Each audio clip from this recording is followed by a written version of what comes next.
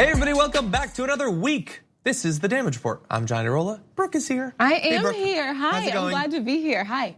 Brooke just spent the past couple of minutes telling us how little sleep she's gotten recently, and yet you would not know it to look at her. She's bright and bubbly more than I am. I feel like my voice sounds a little funny today. Yeah? You think a little bit? We'll let the fans decide. We'll let the fans decide. And the way that they'll decide is that you're going to be talking about a number of different things on the show today. We've got so much news. Virginia's got a little bit of a scandal on its hands. A little bit of blackface. Arguably offensive. We'll break that down, and we'll decide once and for all here on the show today. Okay. Axios got leaked schedules from the president. How much time each day does he spend working versus trumping? We will break that down later on. Okay. Howard Schultz had his big first week in the media, and we've got favorability ratings. I think we got to stop. I think we just got to put our feet down. Yeah, we've got to put our foot down. I want to do this last one. Okay. Because it's going to be fun. Okay. Then perhaps we'll move on. Although there is bad news in this poll as well. So it is a little bit of fun, a little bit not fun. 21 Savage was arrested. We will break down the details, and I will discover who that is a little bit later on the show. Okay. Oh, I think you'll like him. He's likable. Really? Yeah, I think you will like him. Okay, well, does a lot we'll for work his on that. community. I think you'll like him. Well, that's the only fact other than the ICE thing that I know about him. So yes, I am predisposed to like him for both reasons. Ashley Balcerzak of the Center for Public Integrity is going to join us to break down the financing of Cory Booker. So traditionally, going back years, his big donors, how much money has he gotten from different industries, what sort of support is he going to get from different super PACs. We'll be breaking down all those details as we did for Kirsten Gillibrand about a week ago. And then if there's time, this is the first time I think you're going to be in one of these segments, but we will induct a new member into a very exclusive club, and that is the Garbage People. Okay, We will let you know who that is and why they deserve to be in the can a little bit later on. But first, serious news. Ralph Northam of Virginia, the governor, a couple days ago, it broke, I think it was late Friday, yearbook pages were revealed from his time back in the 80s in med school that had some images that some people have interpreted as racist. So let's take a look at these. Stop, don't say it. And you're gonna see, obviously it's racist. So I know, you're being sarcastic. You see the photo of him there looking very distinguished. This was the early 80s, which is why you don't have those lasers in the background of his portrait. That's what I would have gotten in the late 80s. So, but what you do have is a photo of one person in blackface, another person in either a really ill-conceived ghost costume or the Ku Klux Klan outfit. Both in one photo in a yearbook, which is really going above and beyond. That's like try-hard racism right there. You know, one, I think, important thing, if that yearbook like operates like generally most college yearbooks, is that he purchased that page. Yeah. Which then meant usually, like obviously I wasn't there, I'm not a part of it, but I'm just going with what typically happens. He purchased that splash page and then sent in the photos that he wanted. And so now that he's kind of going back and forth saying he's not sure that was him, he doesn't think that was him, I want to know, does that even matter? Because you obviously like signed off on it. You thought it was okay. You thought that was good. And then there's the whole other conversation. This is why we call it systemic. And when we talk about like how Black women are treated in the healthcare system, that's one of the reasons why, like those people, and I think the definition of a racist is someone who does or says racist things. So I'm comfortable saying that person at that time is racist. And that person went to medical school and then went on to become the governor of a state. Yeah, and along the way, a doctor as well. A doctor, right. So what does that say about the people in his care? Well, he would say it says nothing. Right. And so we're going to break down his varying and rapidly changing excuses or mea culpas or whatever on this, because it has gone through multiple phases. First, though, to set up why this became a big deal is within 30 seconds of these photos coming out, people began to call for him to resign, including some of the most high-profile members of the state level and national level Democratic Party. So people are so fake. Donald Trump Jr., he went on later to tweet, if this had been a Republican, they'd be all over him.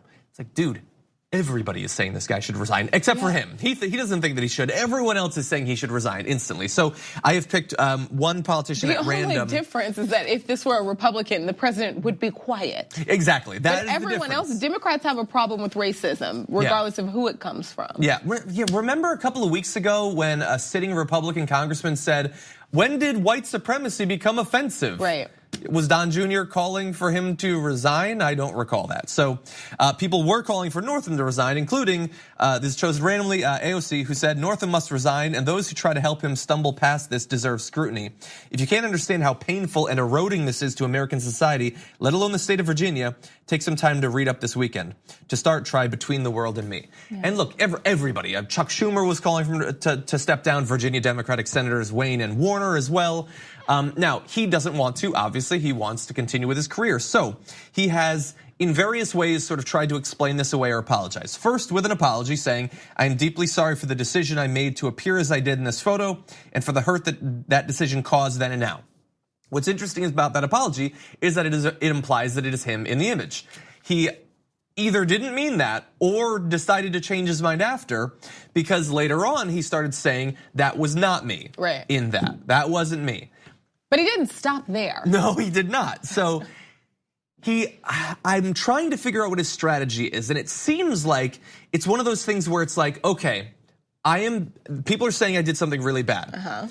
I don't want them to think that. So I will admit that I did other really bad stuff to be like, my defense of myself is plausible because look how honest he's being about other stuff. But the stuff he is saying he did is really weird. So we have some video, we have some quotes. First, here is a bit of his press conference. That same year, I did participate in a dance contest in San Antonio, in which I darkened my face as part of a Michael Jackson costume. I look back now and regret that I did not understand the harmful legacy of an action like that. It is because my memory of that episode is so vivid that I truly do not believe I am in the picture in my yearbook. So he's saying the way that you know I'm telling the truth about not doing blackface is that I remember the other times that I did blackface. And does he get off the hook? It's hard to get off your face. Exactly.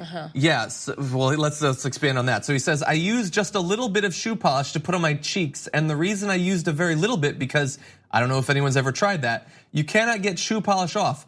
But it was a dance contest. I'd always liked Michael Jackson. I actually won the contest because I had learned how to do the moonwalk. So don't make me step down. Also give me credit for being a good dancer. He said, I don't know if anyone else has ever done this. No, most of us have not done blackface. Right. I've never put shoe polish on shoes, let alone on my face. Oh, so you could have just put on a wig and been a perfectly fine Michael Jackson. Yeah. Is he gonna, what's gonna happen? Is he gonna step down? Is he gonna slide by? Is he just gonna choose not to step down? I don't know. This is Paula Dean-esque for me. I don't know. Yeah, she recovered. Did she? Yeah, no, I think she's. I don't know if she's on TV again, but she's selling products and stuff. Like she's doing okay. I guess so. Yeah, I mean, there's a market for this. So that could be why she's selling products. You know? There's a market out there. Obviously, look what's going on up top. But I don't know if he's gonna resign. I have no idea. I don't know people like this, like personally. Like, do you know what I mean? Like, you see them all around. This is not surprising. This is not, like, there were so many people who were like, oh, this is so shocking. This is not shocking. This is not shocking. Like, if you're paying attention to what's going on around you and just like living and walking through this country, this is not shocking. Yeah. So I don't know. I'm so lucky to not have any awful, horrible, nasty friends. Yeah. Like this. So I don't know what he would do. I think he should resign. I don't know if he will. I don't know if the person who feels comfortable holding a press conference and wasting all of our time to deny something that he had, at the very least, approved to go on his yearbook page under his name, and then tell some other offensive story. I don't know if he'll resign. It doesn't sound like someone who cares what you think about him. Yeah, I would.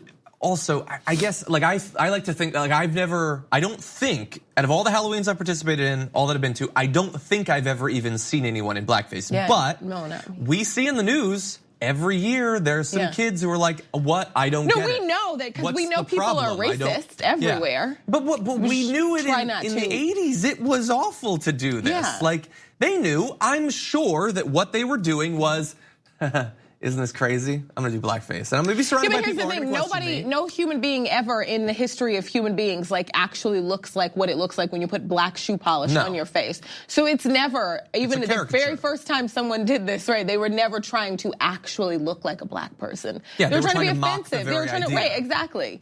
So it's always been racist because the action of doing it is that's what you're going for.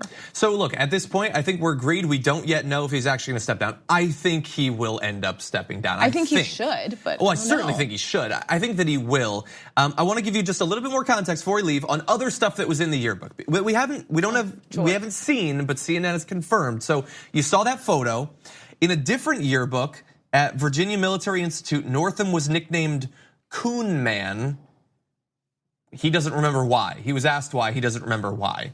But other stuff in that. A couple people called him that, right? He never knew why. Okay, sure. That's weird. Okay, so other stuff in the yearbook you saw on page 10, a photo shows a man dressed up like a woman in a low-cut white dress, pearls, a black wig, and blackface. Next to the photo is the caption, "Baby love. Whoever thought Diana Ross would make it to medical school?" Funny story there. Diana Ross's sister is a doctor. There you go. It would have been more appropriate to go as her. It's just like the joke, like, oh, black people can't go to medical school. It's impossible. They can. That one's sister did. They could. Later in the yearbook, in a section devoted to student personal page, is a photo of 3 men with their faces blackened, wearing white dresses, white gloves, pearls, and wigs appears. Awful school. That photo appears on the page before Northam's personal page, so right before. On page 34, the pharmacology page, a photo of a white man, not in blackface, shows him holding a coffee mug bearing the words, "We can't get fired, slaves have to be sold." These people are so bad. And then on page, really fast, this goes back to what you were saying about how they treat patients potentially. On page 10, there's a photo of a man groping a mannequin with the words, quote, "I try never to divulge my true feelings while examining my patients." Yeah, the people of Virginia deserve better. The lieutenant governor deserves to not have to work alongside someone like this. Yeah. The people of Virginia, period. The people of this country deserve better. And I'm glad enough people are putting their foot down. Yeah, so that would be Lieutenant Governor Justin Fairfax, who as of last night is facing a claim of sexual assault that he denies. So we'll have more on that later on. But Ralph Northam, this does not look good for him at all. We are living in the time of no shame whatsoever in politics, though. I did not know about that. It's basically just happened. So we're gonna have more details a little bit later on. Anyway, we will see what happens with Ralph Northam. Should probably step down immediately, would be nice, or earlier. Okay, with that, we are gonna take a break. We come back, more news. We need to talk about a relatively new show called the Republic, or UNFTR. As a Young Turks fan, you already know that the government, the media, and corporations are constantly peddling lies that serve the interests of the rich and powerful. But now there's a podcast dedicated to unraveling those lies, debunking the conventional wisdom. In each episode of the Republic, or UNFTR, the host delves into a different historical episode or topic that's generally misunderstood or purposely obfuscated by the so-called powers that be, featuring in-depth research, razor-sharp commentary, and just the right amount of vulgarity. The UNFTR podcast takes a sledgehammer to what you thought you knew about some of the nation's most sacred historical cows. But don't just take my word for it. The New York Times described UNFTR as consistently compelling and educational, aiming to challenge conventional wisdom and upend the historical narratives that were taught in school. For as the great philosopher Yoda once put it, "You must unlearn what you have learned." And that's true whether you're in Jedi training or you're uprooting and exposing all the propaganda and disinformation you've been fed over the course of your lifetime. So search for UNFTR in your podcast app today and get ready to get informed, angered, and entertained all at the same time.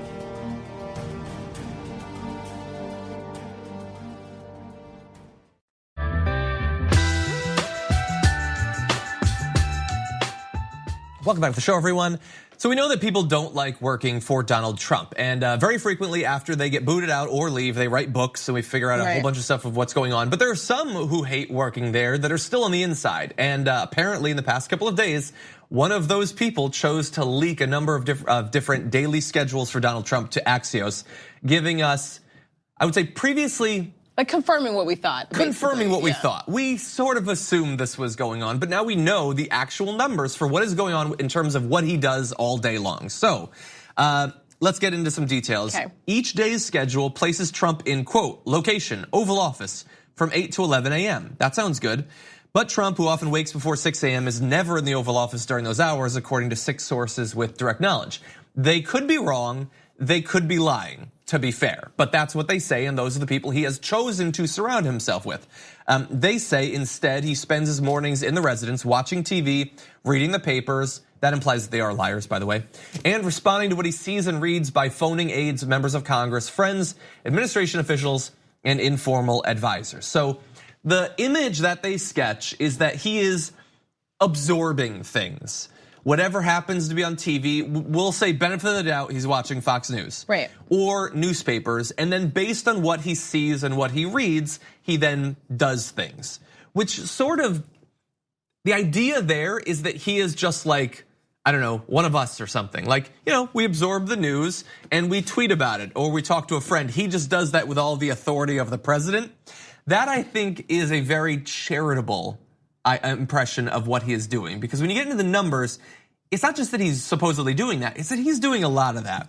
So let's break down his official schedule by the numbers since November 7th, so right around the time of the midterm. Let's bring up this chart, and you're gonna see that since then, until February 1st, executive time, the ironically labeled time where he is acting least like an executive, totals 297 hours. That is like 2/3 of the total time, or close to 2/3. You have meetings for 77 hours, lunch for 39 hours. Hypothetically, he could be working during lunch, I guess. One hand on the McRib, one hand on the phone. I do, exactly. Maybe he's doing that. Events, 20 minutes. I feel like that's not to scale if that's, it's 38 hours. Okay, good. So that's, that you get meetings, you get your events, which fulfill a political, goal or whatever. He could be meeting with foreign dignitaries. He could be, doing some sort of, I don't know, a bill signing or something like that. But that executive time, that is a big chunk there. Yeah. And golf, is that included in executive time? I don't know. I guess we've seen him playing golf on the weekdays. That's true. Often. I think that this is the official schedule on weekdays, I think. Okay. So he's watching a lot of TV other than that, by the way. Let's give you an idea of how this works out on particular days. So for instance, he had 1 hour of scheduled meetings on January 18th and 7 hours of executive time. Now bear in mind, this is during the shutdown. This is when supposedly he is scrambling to put things back together. He's worried about this national emergency that it hasn't yet been declared, but it's obviously going on at the border. We face all of these challenges. The government's not even functioning. He spends 7 times as long watching TV and reading newspapers, if we are being incredibly charitable, as he does actually meeting with people like Mick Mulvaney and Steve Mnuchin during an incredibly important time where the government is shut down, people are going without their salaries and things like that. And I think that this is a great thing. I tweeted something about this yesterday. It is embarrassing. I would say that personally, it is pathetic that he worked his whole career to get into the White House. And once he gets there, he has no interest whatsoever in actually being president. But what's the alternative? Yeah, but that's what would he be doing with his time that would be better for the country or for progressives or for whoever? Right. I don't know, this doesn't really freak me out. No? I mean, it's kind of like what I expected. He spends 6 or 7 hours a day? And that starts at 11. Like, what I mean? I don't know. This is kind of what I expected. And just what you just said is kind of what essentially like people who had worked with him before, knew about him, were saying would happen if he were to win the presidency. So yeah, and the thing is, that he wasn't really interested in being president. He wanted to win. Yeah. Well, I think one of the things that makes that a little bit more annoying is that was true, but he was also constantly saying, if I get in, I'm not gonna have time to watch TV. I'm not gonna have time to play golf. That Obama, he was lazy. He was the one who wasn't working. Yeah, but he was like, not only, I'm not even talking about the things that he also was saying that turned out to be lies, but he was saying things that couldn't even like possibly come true. Like what? So like Mexico's gonna pay for the wall. Yeah, that's true. So like there were a list of things he was telling absolute lies. And so I don't know, like I just kind of assumed it's all a lie. Yeah, what I think is interesting about this is not that it's particularly surprising. As we said, we've known for some time that he's not really working, that he wakes up and just starts watching TV. But he's not qualified for this. He keeps hiring people who aren't qualified. Yeah, and another reason why I think it's best that he's using his time in this way. Like they just plop him down at a desk, give him some crayons, and then he cranks out a few hours. But I think what is interesting about this is I think that whether they know it or not, the way that he operates, I think, is one of the reasons that a particular sort of person in America really likes him. That he just sits around his house, he eats fast food, he watches Fox News, and he screams about it. He screams at the TV, he turns his screams into tweets. Like, the people who are watching Fox News, that is the life that they're living. Yeah. These are retirees who are pissed off at the changing world around them. They're scared of demographic change. And then they've found their avatar, a guy who spends even more time than them watching TV, a guy who has been gifted with so much privilege in terms of money and access and now political power, who doesn't care to learn about the world around him or how government is supposed to function. He supposedly has policies he wants, he has values he wants to pursue, but doesn't care to actually put the time into doing it. He is like the embodiment of American mediocrity. Yeah, but that's not why they like him. The dog whistles, that's it. It's nice to, like, if you feel that's a lot of what he's screaming from Fox News. Well, yeah, I mean, but yeah, that's it. That's why he's so popular. So it doesn't matter what he does or what he's qualified for or what he's going to do. It's the fact that he is saying things out loud that a lot of intelligent people in your personal life have been telling you that you cannot say out loud. That at the very, like, you know, we know it's there, we know you're gonna act on it, but you cannot say it out loud. And people have been shamed, not enough, but you know, a little bit for that behavior. Now they have a leader who is like, no, let's go. Yeah.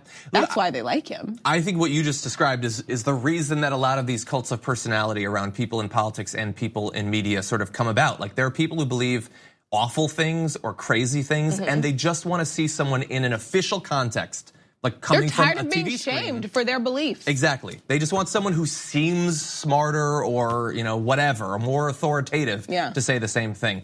By the way, the defense of this reporting that came about when Sarah Huckabee Sanders was asked, she says, while he spends much of his average day in scheduled meetings, events, and calls, there is time to allow for a more creative environment that has helped to make him the most productive president in modern history.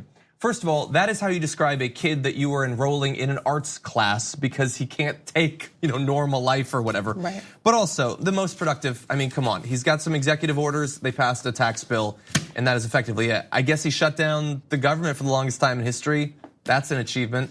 He keeps lying to y'all. That's true. He's fit in a lot of time for that. Okay, we're gonna take a short break. We come back. 21 Savage has been arrested, and Howard Schultz, the numbers are in. Has he actually swayed the American people? After this.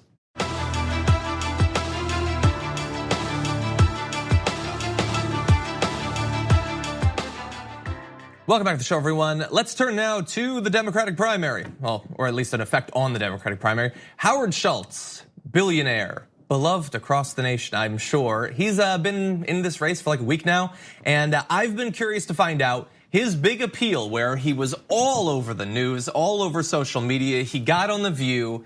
Has he swayed the American people? Well, it's gonna take a while to be sure about that, but we do have a little bit of initial polling. So, Change Research did a poll a couple days ago, and they figured out his approval rating and also what effect he would have on the general election if he does run, as he says he will, as an independent candidate. So, amongst Democrats, favorability, he is at 4% favorable. That's not good. 50% unfavorable. So that implies that people don't like him if they know who he is, but a lot of them don't know who he is. Okay, well, look, he's not running as a Democrat. I mean, he wants to be something sort of apart from them, so that's understandable. Okay, so what about Republicans? Well, he has 4% favorability, 43% unfavorable, so even fewer of them know who he is, and the ones who do don't tend to like him. But again, that's in the established parties, and he wants to run as an independent, so that's not going to be his base. His base is independents, and amongst them, he has 4% favorability, and they don't know who he is at all. For some, well, I mean, I would say in general, independents tend to pay less attention to politics and stuff like that. That's why I think that independent is generally defined in a very loose way. Yeah, I mean, 4% in all groups. Outside of the fact that he's rich, demands that he get so much attention because, like, you know what I mean? There are so many random people who decide to run for president that you never hear about because even Richard Ojeda has a real job in politics, and he's not going to get this type of attention. But it's like, well, so we had him on the show. You did, but I think I'm more talking like the broader sense of just like how much coverage he's gotten.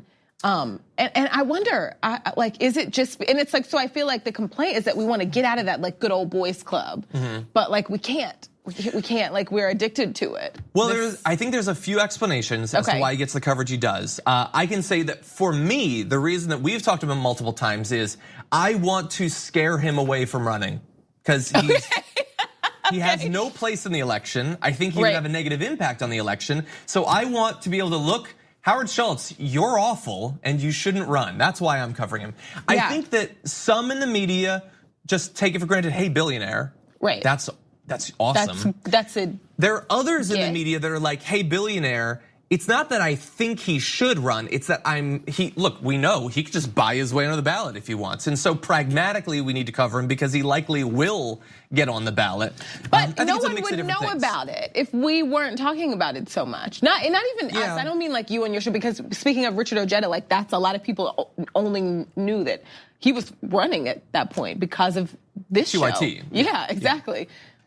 So I think you do a good job. I don't think like you talking about Howard Schultz is taking away from other candidates who don't get a lot of attention. But I do mean in like just like the broader sense of all media. Like we are the ones almost essentially like telling, like, hey, look who's running. Look who's going to come shake stuff up. Yeah. You probably wouldn't know or care. I wonder though. I'll try to ban him after this. No, this is not personally on you. I think you're doing a good job. I just mean, and I'm saying like we, because I feel like it's dishonest to say they and not like include myself. Okay. You know? Okay. Oh, I hate myself as much as I hate anyone else in the world. Yeah, I just wonder like why, like we can't, I don't know, it's the same thing every cycle. And then it's like, well, that's why. Well, look, we're trying to cover as many as we can. I mean, we're having a reporter on to talk about Cory Booker in the next block. Here is one reason why I think people are covering it is because it could be consequential. Now, look, I have said, and this is me saying how I was wrong, that he has no natural base or constituency, which I continue to believe is true. But for some reason, despite the fact that nobody likes him, people like black licorice 5 times as much as they like Howard Schultz. I'm one of those people. For some reason, he still apparently in polling would draw, if he was a third party candidate, he would draw enough votes to potentially swing the election. So he takes on average 4 points away from what the Democratic candidate receives in a two-way race, while taking just 1% away from Donald Trump. That means Schultz's presence in the race makes Trump's margins between 2 to 4 points better than they would be without him in the race. Now they did this polling him against a bunch of other people. So Kamala Harris, Elizabeth Warren, Bernie Sanders, Joe Biden, all of those. And he improves Donald Trump's chances in all of those potential matchups. So if he runs and if everything stays exactly the same as it is right now, which of course is not gonna be the case, he could affect the election. So that's one reason I think people are interested in him. And he's like a hybrid Democrat-Republican. It's interesting. Exactly. Although he's been a lifelong Democrat, but when he talks, I don't see anything Democrat about him. Yeah, he doesn't want taxes to go up. Right. Okay. Right. Great, Howard. That's very on brand for someone who has as much money as you. Exactly. Okay, I do want to talk a little bit about this last story though. ICE has apparently detained and is going to deport rapper 21 Savage. ICE says that the rapper, whose real name is Shayabin Abraham Joseph, is a citizen of the UK, shocking apparently everyone.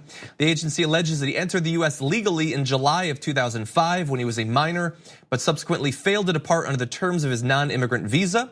A statement from ICE says Mr. Abraham Joseph is presently in ICE custody in Georgia and has been placed in a removal proceedings before the federal immigration courts. ICE will now await the outcome of his case before a federal immigration judge to determine future actions. There's also a statement from his lawyer saying, Mr. Abraham Joseph is a role model to the young people in this country, especially in Atlanta, Georgia, and is actively working in the community, leading programs to help underprivileged youths in financial literacy. So this was surprising to a lot of people. It has since become, for some reason, a massive joke. Some people, I guess, semi-harmlessly are just joking about the fact that he's British, but right-wingers are like, they're exulting in the fact that it turns out that this guy is here illegally and he's gonna be deported. Yeah. Including people like Tommy Lauren, who'd previously tried to seem cool by videotaping themselves singing his song. Now are clapping at the fact that he's gonna get thrown out of the country for some reason. And so like my first thought when I heard this was that it's not unheard of for ICE to have American citizens and hold them for years illegally, thinking that it's legal, because what happens when you get there? if you're considered not a citizen, then you lose like all of the rights that citizens have, and so then you don't have a lawyer to be able to prove, and you don't have someone to bring your passport over, or you do, and they say, oh, this is a fake. So that's we've seen that recently in the news. We've seen that happen, yeah. So that's still a worry. But then also there is just something and this is like the Dreamer conversation. There is just something. It's so awful, and I just don't want us to be that country about punishing people who were brought over here as a child and only know this country as their home. Yeah. It's just something so useless about ripping them away from their home. Yeah. Especially, and you don't have to be, I always say you don't have to be a perfect person to be treated like, just a basic human. But you do want to point out that he's charitable in Atlanta and doing things for his community. I don't know, it's pretty awful. Yeah, is the country made better by him being thrown out? Right. Is that a good thing for Atlanta or for America? It seems, it's like, similarly, can you imagine like how traumatizing it would be if you didn't even remember or know that you weren't from here and all of a sudden you had to be like shipped to Australia or something? I don't know. And then you just have to start all over in a country that you are not familiar with and that you, like, what? Yeah, even like the statements about it, like, he subsequently failed to depart under the terms of his non-immigrant visa. Okay, what that's was a technically kid supposed true. to do? Yeah, wait, but did he fail to depart? Did he just choose not to get on the plane? Right. Did he was like, you know what, I'm not going. No, I don't think he really had anything to do with it whatsoever. And so again, it brings up the whole topic around kids who have known no other life, who have contributed to the country during the time that they're here. By the way, they don't have to contribute to the country, but they do. I just feel like we should point that out. It's not like you gain human dignity and respect if you contribute, but he also contribits. Right. And so again, just the right wingers who are like, another we got him. Because I may have this wrong, but isn't that like the most undocumented immigrants come here legally and then just stay? It's really not like this made up evil at the border. Yeah, it's really that, like people coming here across the border. It's people. Exactly. And we don't even know what's happening with him, but I think it just like sparks another conversation for how stupid the wall is. Exactly. Including another 60-foot tunnel was found under a section of where they want to build an enhanced wall. So stupid for many reasons. Right. And this story overall reeks of stupidity. Okay, we're gonna take a break. When we come back, Ashley Balcerzak is gonna be joining us to break down the donors of new presidential contender in the Democratic primary, Cory Booker. We'll get all that and more after this.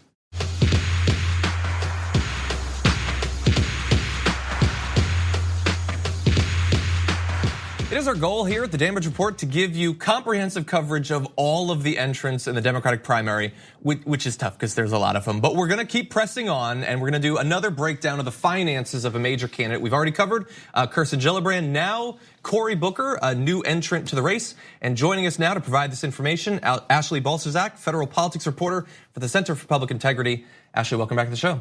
Thank you so much for having me. Great to have you on. Very curious to learn more about Cory Booker based on your research. So first off, I found it interesting that you describe in one of your pieces online that he already has the support of a sort of special super PAC. Can you break that down for us?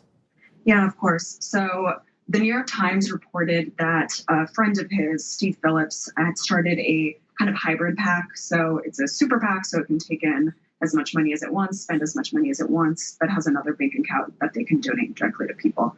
And he's trying to raise $10 million to support Cory Booker, and says that he has about $4 million in promised pledges so far. And it's interesting because Cory Booker has spoken out against super PACs, Citizens United, which is the Supreme Court case that started them basically and called it. It says that it mutes the voice of millions of Americans. So it'll be interesting to see what he says about this group. That so far it hasn't raised any money or spent any money as of December 31st, which is the last report that they had to file with the government. So we'll see what happens there. So they wouldn't actually they wouldn't be donating any money to him, but they would be spending in support of his candidacy. And I mean, I guess technically there would be no coordination, but it doesn't seem like it would be very difficult for them to spend a lot of money to help him out without actually having to be in constant contact with him. Well, yeah, so there are laws against coordination between a super PAC and a candidate. So you can't share staff, you can't be talking about messaging and things like that. But the laws on that, there are kind of ways around that you see people doing it. You'll see a candidate put a ton of B-roll on the internet, and you'll see that ending up in a super PAC ad. So, but even if they aren't coordinating together, I mean, if you're able to spend these millions, while if you're donating directly to Cory, you have a limit. So you can only donate $2,700 per election. While here, you can give to a super PAC, you can give $1 million. So you have much more resources here, even if you don't have like the messaging that maybe Cory wants you to have. Okay, so let's talk about some of the industries that have been supportive of Cory Booker over the course of his career. Obviously, Wall Street seems like one of the big ones. What has been their history in terms of donations to Booker? Yeah, he's very popular with the securities and investment industry. In 2013 and 2014, when he was running for a special election and his first term as senator, he got the most money from that industry. So OpenSecrets.org is a nonprofit that looks at the employer of every single person that donates. So a firm itself can't give money to Booker, but people that work for like Goldman Sachs, et cetera. And these companies can have their own political action committees where they take in money from their own employees and then they can give out an amount. So Booker got the most of any that cycle. So he's been pretty popular with them. And so when you're thinking about like historically, what are the industries that seem to be the most supportive of him? That's the one that leaps to mind. But are there others where he's raised significant amounts of money? Yeah, he's really popular with pro-Israel groups as well, and pharmaceutical companies, because New Jersey is the headquarters of quite a few big ones like Johnson & Johnson, for instance. So he has notable amounts of money from them as well. Yeah, and unfortunately, as we've broken down in some of our past reporting, I mean, getting a lot of money from Wall Street and from the pharmaceutical industries, those are some of the areas where he has either come out against bills that would have affected those industries or has made sort of incredibly defensive statements about them. So it does appear that this money could be earning them something. What about small dollar, like small donor contributions? How has he done in that area compared to other candidates in the primary? Yeah, it's been notable. I think it was the Wall Street Journal that did an analysis about how Cory Booker is actually kind of one of the worst Democratic contenders with small donors. So I think he got like 12% of his donations from people under $200 the last 6 years, which is pretty far behind a lot of the people that he's competing against. So I think that this report was talking about how he's trying to figure out how he can improve. And it's interesting that he isn't doing that well because he has a huge social media following. He has like more than 4 million followers on Twitter. So you think that he would be able to kind of tap into this following that he already has. So it's kind of interesting. Wow. And for comparison's sake for the audience, I believe that for Elizabeth Warren and for Bernie Sanders, those numbers are 50% and 61%, I believe, although the audience should, of course, check that to make sure. Is there anything else that sort of stands out about Cory Booker's fundraising that people should know going into this primary? So he's got quite a bit of money in the bank. He's got $4.1 million at this point, which it's kind of in the top three. I think Warren and Gillibrand have more, but that's pretty significant. Another thing to think about is he was one of the few senators that said that he wasn't going to take corporate PAC money. So one of like 7 people. However, he's been raising money for these past 6 years and he's taken in corporate PAC money at that point, and he can transfer all this over to his presidential campaign. So he's not really starting from scratch. He already has like, I believe it's around $300,000 that he took from corporate PACs. Yeah. So just something to kind of keep in mind. Like he can start from now, but he does have that past support anyway. Exactly. Yeah, that's a great reminder that we want people to, or at least speaking for TYT, we want people to not take this money, but there are some ways around it hypothetically. So that's why we need people with your sort of expertise to add the necessary financial context. Ashley, as always, thank you for joining us. We really appreciate you coming on the show. Thanks so much. We're gonna take a short break. When we come back, we're gonna end with a new induction to Garbage People after this.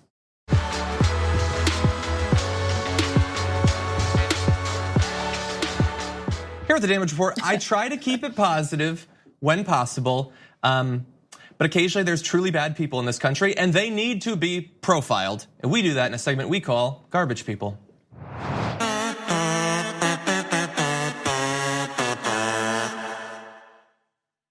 So a few months back, there were multiple episodes in a row of The Damage Report where I was really bothered by what I saw as a really fake debate going on nationally about debate, where people were challenging each other to debates. They were talking about, why won't you debate this person to whoever? And I think the entire thing is a big sham. At the time, I called it self-aggrandizing performative masturbation. And I stand by that. And now there's more evidence to prove it, because the avatar of the fake argument about debate is this fellow, Ben Shapiro. This is a to scale image, by the way. So he recently had some video pop up. Oh, there you go. Yeah. We'll see where he ends up by the end of this.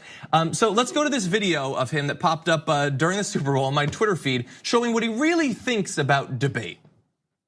So the only other reason that you should ever have a conversation or be friends with anyone on the left is, and not even be friends, is if you are in public in front of a large audience, and then your goal is to humiliate them as badly as possible. That is the goal of the conversation. The goal is not to convince the person. The goal is not to make friends with that person. The conversations that are going to make the most difference on campus are the ones where you're in public in front of large groups of people or with a camera nearby, and your goal then is to make these people look as bad as possible. Cool. Okay, so to the best of my knowledge, that video was not sped up. That's his voice. So look, he has made a career on saying, I'm a serious intellectual. I want to persuade people of my opinion, and I will go head to head with anyone on the opposite side in a battle of facts with no emotion and convince people that I'm right. But is that really what he's doing? Because he was very clear there. The entire purpose is to make them look bad, not to make them look wrong or not knowledgeable about the facts. None of this has anything to do with reality. It is just make them look bad, okay? And this is the guy that wants a lot of credit for being a guy of ideas and philosophy and debate. And I'm hearkening back to a noble tradition of American political discourse. He's a sham. He's a sham. And the thing is, like, I don't really care too much about him individually, but he is, as I said, the avatar of this movement of people who are looking to make money by pretending to care about the issues and about persuading people. To the best of my knowledge, that person you saw in that video has never persuaded anyone of anything. He has people who agree with him, who will go to his speeches or watch his videos because they agree with him. They know that they will never have their views challenged whatsoever. Now, he responded to this saying, well done leaving out the word other in your false transcript. The only other reason, it's right there in the video, dishonest moron. So he's saying that video is taken out of context. There were other reasons that he gave for why you'd want to debate people. Okay, well, friend of the show, Dan from the internet, has the actual whole transcript. And I'm not gonna read the whole thing, but some of the reasons he lists for debating people on the left is the first, that you're forced to under the rules of the classroom for some odd reason. Okay, that's not gonna apply to most people. The second is because they're serving you food, which is a high likelihood. So that's even more insulting than the part you already saw. The other reason is if the person happens to be an honest leftist, you found the one honest leftist in America, so he doesn't actually believe that that is likely to happen. And then he goes into to humiliate them badly. And he says the conversations that are gonna make the most difference on campus are the ones where you're in public in front of large groups of people with a camera nearby, and your goal then is to make those people look as bad as possible. So if he is influential, if there are people that follow him, if there are people who will hear that message and then act based on it, will this have a positive or a negative impact on political discourse in America? Will this produce a new generation of orators and persuaders, honest debaters? No, it's not gonna do that. And he doesn't actually care about it. And people in the media need to stop buying his BS and putting him on shows and pretending that he is anything other than a grifter. He's a hack. He is not even a pundit. He's below that. He's less knowledgeable than actual pundits on TV. He is just damaging America, and for that reason, he belongs not on TV, not on the stage, but in a garbage can. And we've got one for him. Ben Shapiro, welcome to Garbage People. We like to have a little fun. No, that's good. That's my first time being here for Garbage People. Thank you. That's where we descend the most into the garbage that we do on the show. I don't like to talk about him on the show, but he really just perfectly summarized the point that I've been trying to make for about a year. So thank you for the first time for doing that. Anyway. Anyway, by the way, if you have not already left a review of the Damage Report on iTunes for the Damage Report, please do that. We love reading them. It's a nice antidote to reading about politics on Twitter. You can do that, and if you do, there's a good chance we're going to read it on the show eventually. So please do that. Give us a 5-star rating. It really helps the show get out to more people who actually want to learn about the topics and engage in politics. And you're on Facebook too. We're on it's Facebook a good too. Facebook page. Yeah. Facebook.com/The Damage Report TYT. Thank you for remembering that. Yeah. Please follow it. More and more content going up on that every single day. Thank you so much for joining us. Thanks for having me. Always good to have you here. Yay. Thank you for watching. We'll be back tomorrow with more.